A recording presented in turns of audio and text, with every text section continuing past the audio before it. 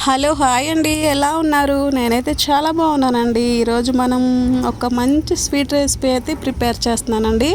అదేంటంటే దానికి కావాల్సిన ఐటమ్స్ ఏంటి, ఎలా ప్రిపేర్ చేసుకోవాలని చూపిస్తారండి. ఒక చిన్న గ్లాసు గోధుమ రవ్వ తీసుకున్నాను, ఒక 3 గుప్పెళ్ళు అటుకులు తీసుకున్నాను, ఒక హాఫ్ టీ స్పూన్ నెయ్యి అయితే తీసుకున్నాను, స్వీట్కి సరిపడగా షుగరు, ఒక చిన్న గ్లాసు అమ్ముల పాలు అన్నమాట. అమ్ముల పాలు చిక్కటివి. ఇది ఎలా ప్రిపేర్ చేసుకోవాలి చూసేద్దాం రండి. ముందుగా నేను స్టవ్ వెలిగించుకొని చిన్న కడాయి అయితే పెట్టుకున్నాను. కడాయి హీట్ అయినాక దీంట్లో మనం ఏదైతే తీసుకున్నామో నెయ్యి కూడా వేసుకొని బాగా కరిగించుకోవాలన్నమాట. నెయ్యి బాగా కరిగిన తర్వాత మనం తీసుకున్న చిన్న గ్లాస్తో గోధుమ రవ్వ బాగా లైట్గా ఫ్రై చేసుకోవాలి. మంచిగా లైట్గా ఫ్రై చేసుకోవాలన్నమాట. చూడండి, నేను చూపిస్తున్న విధంగా ఫ్రై చేసుకోవాలి. సో నేను చేసే ఐటమ్ ఏంటనుకుంటున్నారా, మనకు గణపతికి ఎంతో ఇష్టమైన గోధుమ రవ్వ అటుకుల పాయసం అన్నమాట.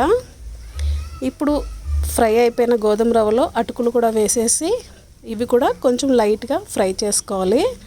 ఇలా నెయ్యిలో ఫ్రై చేసుకుంటే మాత్రం పాయసము చాలా టేస్ట్గా ఉంటుంది. బాగా ఫ్రై అయితే మాత్రం చాలా టేస్టీగా, చాలా స్మెల్ కూడా బాగుంటుందన్నమాట. ఇప్పుడు రెండు ఫ్రై అయిపోయిన దాంట్లో మనం తీసుకున్న అమూల్ పాలు కూడా వేసేసుకొని ఒక హాఫ్ గ్లాసు వాటర్ కూడా వేసేసుకొని బాగా కలుపుకోవాలన్నమాట. ఉండలు లేకుండా కలుపుకొని ఇప్పుడు దగ్గర పడుతున్న దాంట్లో కొంచెం షుగర్కి మనకు స్వీట్ సరిపడగా షుగర్ కూడా వేసేసుకొని దీంట్లో బాగా మెల్ట్ అయ్యేలాగా షుగర్ మొత్తం కరిగిపోయేటట్టు మనం కలుపుకోవాలన్నమాట.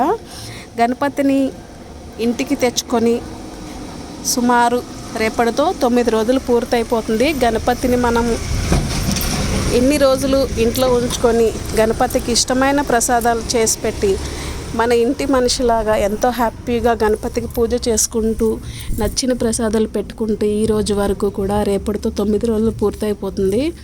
చాలా బాధగా అనిపిస్తుంది నాకైతే. ఇప్పుడు బాగా షుగర్ కూడా మెల్ట్ అయిపోయింది కదా, దీంట్లో నేను చిటికెడు ఎల్లో ఫుడ్ కలర్ అయితే వేస్తున్నాను. బాగా కలుపుకొని ఎల్లో ఫుడ్ కలర్ వేస్తే కలర్ఫుల్గా బాగుంటుందన్నమాట. ఈ గోధుమ రవ్వ అటుకుల పాయసం గణపతికి చాలా ఇష్టము.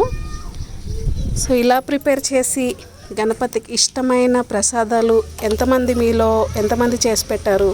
నేనైతే ప్రతిరోజు ఒక ఐటెం అయితే చేస్తున్నాను.